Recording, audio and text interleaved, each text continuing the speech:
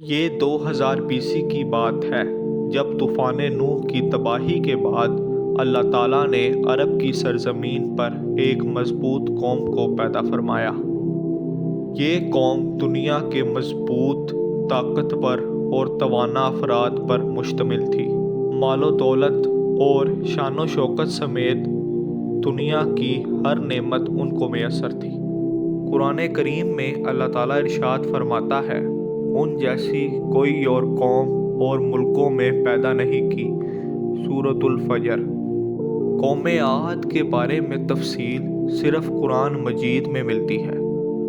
دنیا کی کسی بھی مذہبی کتاب میں اس قوم کا ذکر نہیں ہے۔ مؤرخین لکھتے ہیں کہ عاد نامی شخص حضرت نوح علیہ السلام کی چوتھی اولاد، ان کے بیٹے سام کی اولاد میں سے تھا۔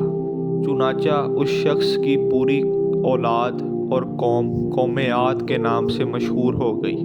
وہ عرابی تھے جو بہت مضبوط اور لمبے ستونوں پر قائم محلات میں رہا کرتے تھے۔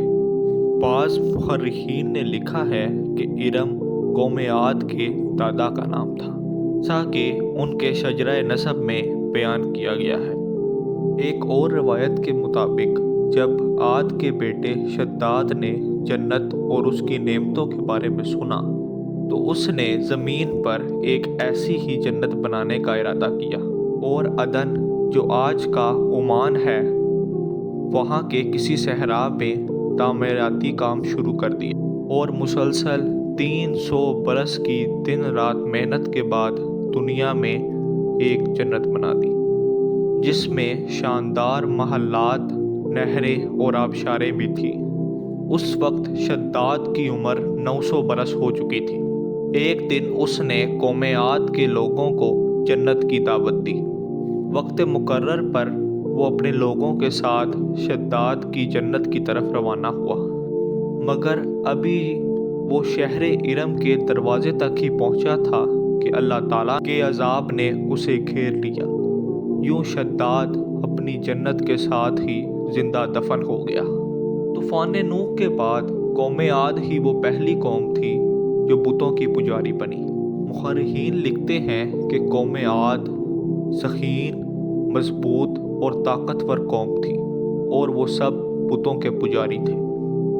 کفر و شرک اور بد عملیہ جب انتہا کو پہنچ گئی تو اللہ تعالیٰ نے انہی کی قوم میں سے ایک نیک انسان کو چنا اور اپنا پیغمبر بنا کر بھیجا۔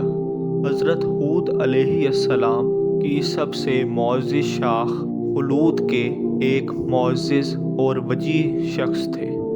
حضرت ہود علیہ السلام نے اپنی قوم سے کہا، بھائیو، صرف ایک اللہ تعالیٰ کی عبادت کرو، اس کا کوئی شریک نہیں اور اس کے سوا کوئی تمہارا معبود نہیں، جو تمہیں پیدا کرتا ہے اور تمہیں رزق دیتا ہے۔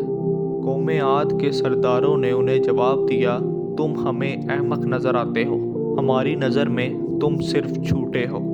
حضرت ہود علیہ السلام نے کہا، میں رب العالمین کا پیغمبر ہوں اور ان کا پیغام تم تک پہنچاتا ہوں۔ کہنے لگے کہ تم ہمارے پاس اس لیے آئے ہو کہ ہم اپنے معبودوں، جنہیں ہمارے باپ دادا پوجتے تھے، ان کو چھوڑ کر صرف ایک اللہ کی عبادت کرنے لگے۔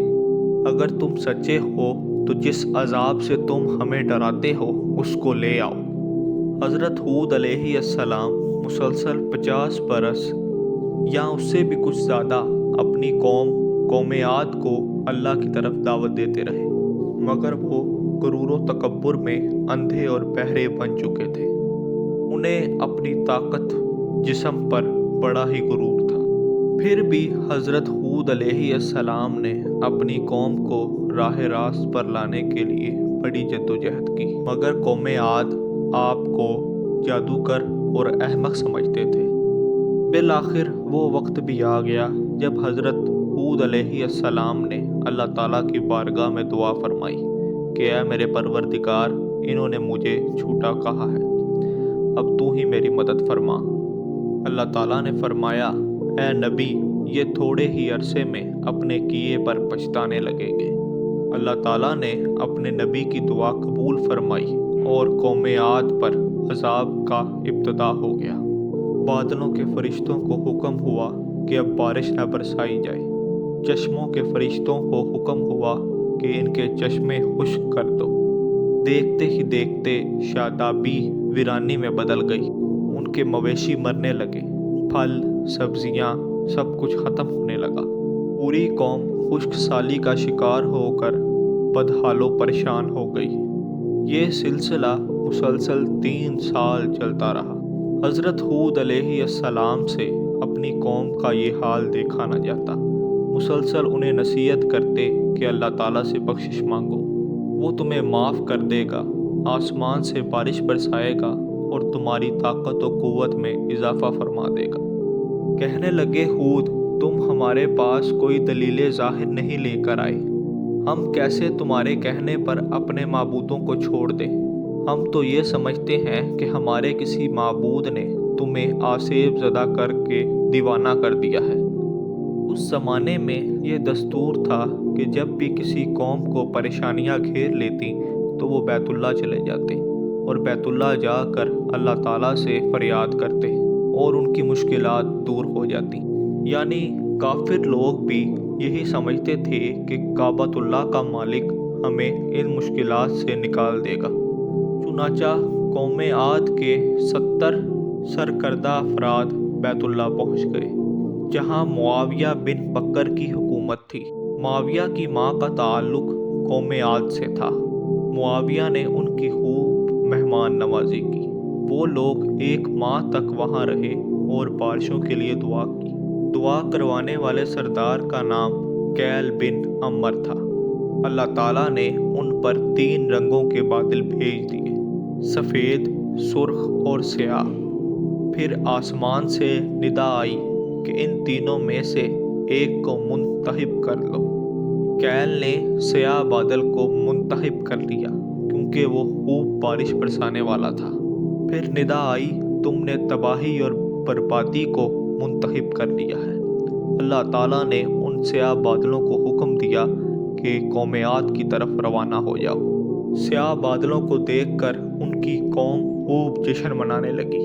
ارشاد باری تعالیٰ ہے، جب انہوں نے اس عذاب کو دیکھا جو بادل کی صورت میں ان میدانوں کی طرف آ رہا تھا تو کہنے لگے یہ تو بادل ہے جو ہم پر برس کر رہے گا۔ تو اللہ تعالیٰ نے فرمایا نہیں، بلکہ یہ وہ چیز ہے جس کے لیے تم جلدی کرتے تھے، یعنی آندھی جس میں درد دینے والا عذاب بھرا ہوا ہے۔ یہ ہر چیز کو اپنے پروردگار کے حکم سے تباہ کیے دیتی ہے۔ گناہگار لوگوں کو ہم اسی طرح کی سزا دیتے ہیں۔ اللہ تعالیٰ نے یہ عذاب 7 راتوں اور 8 دنوں تک مسلسل جاری رکھا۔ اس آندھی نے کسی جاندار کو زندہ نہیں چھوڑا۔ کاروں، پہاڑوں، گھروں اور محلات میں جو شخص موجود تھے سب کو فنا کر دیا۔ حضرت ابن عمر رضی اللہ تعالیٰ عنہ سے مروی ہے کہ آپ صلی اللہ علیہ وآلہ وسلم نے فرمایا کہ وہ آندھی جس کے ذریعے قوم عاد ہلاک ہو گئی تھی، اللہ تعالیٰ نے ان پر صرف انگوٹھی جتنی مثل کی ہوا کھولی تھی۔ اللہ تعالیٰ نے اس خوفناک آندھی سے حضرت ہود علیہ السلام اور ان کے ساتھیوں کو بالکل محفوظ رکھا۔